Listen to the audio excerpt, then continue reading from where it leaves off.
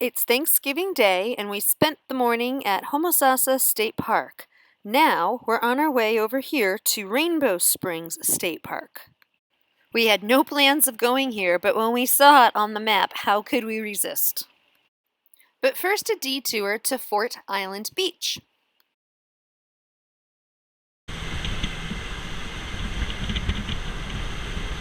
You ready for this?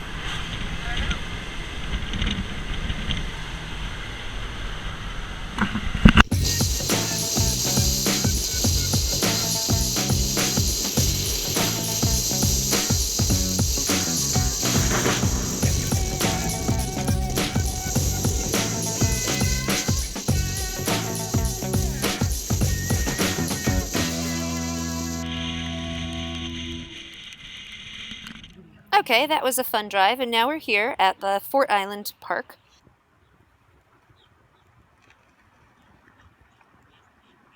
And this little butterfly greeted us, and he was flitting around, and he decided to lead us down this path. Now, it was a long path, and it was very lovely to walk down, but you don't need to walk down it at the pace we did. So we've got this fast forwarding here at a ×8 speed. And now we'll slow it down just a little bit to a ×4 speed.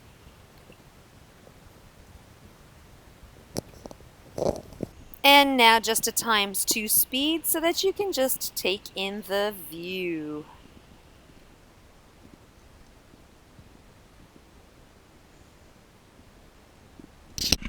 And now let's take a wrong turn and get lost and find ourselves driving down this fun road. And again, I'm just going to speed it on up so you can enjoy the little trip without having it take so long. And what's this? A lot for sale? This is exactly the kind of place that we would want to buy a property and put a container home on. We're going to get down to the end of the road, and we're going to turn around, and we're going to tour back over to that lot, and we're just going to get out and walk around and check it out. Such a cool piece of property. One day maybe we will have a place to land just like this. Okay, so here we are, and we are going down what I guess would be a driveway to the piece of property. No, we don't walk this fast. Again, it's on fast forward. We really don't have any desire to go back and live in a house again like we had, but we are fascinated with the idea of having a small container home. And having it someplace like this could be so cool.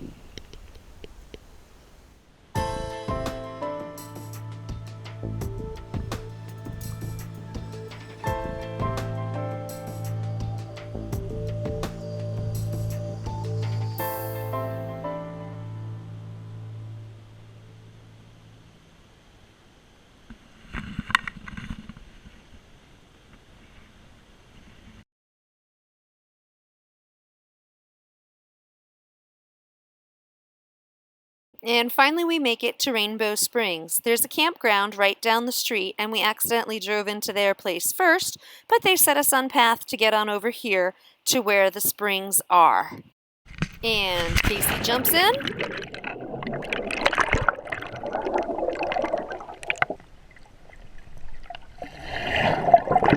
But he forgot to take off his hat first. This is now the third Florida spring we've gotten to swim in, and they've all been equally beautiful. Right down the street from the head of the spring where we're at, you can actually inner tube. My turn! And it's time for me to shut up and put on some tunes and let you enjoy the view from underwater as we saw it. I'll still make a few comments here and there, though. This fish was probably about 2 feet long.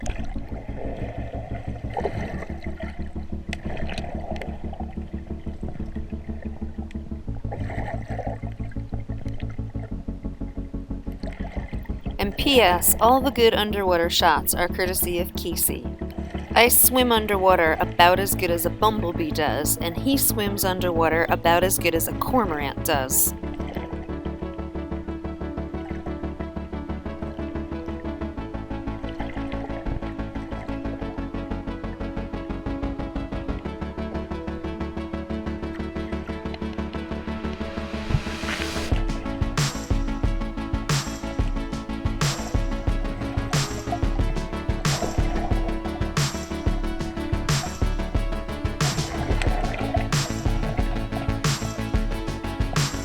I'd be too scared to swim that close to these plants or whatever these are. I'd be too afraid something was going to swim out and get me.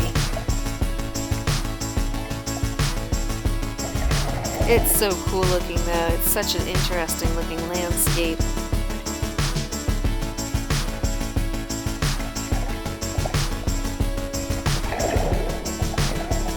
And this part is really cool too.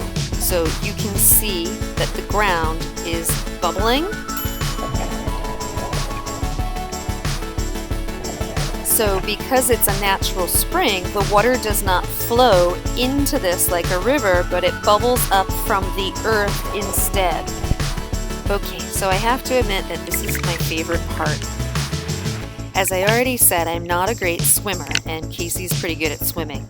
Also, as you can see, we can't touch any place. It's all too deep, at least for me to touch.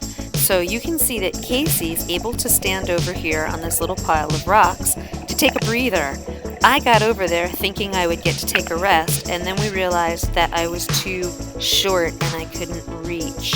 So Casey goes and does this for me. How awesome is he? It was also our anniversary today, 10 years. We've been married for 10 years now. So this right here is more incredible than any other gift I could have been given. He moved those rocks underwater so that I could touch and reach and take a breath.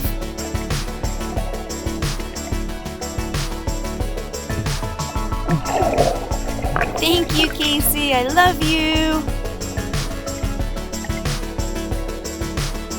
And one last look around at the beauty beneath the surface in the Rainbow Springs.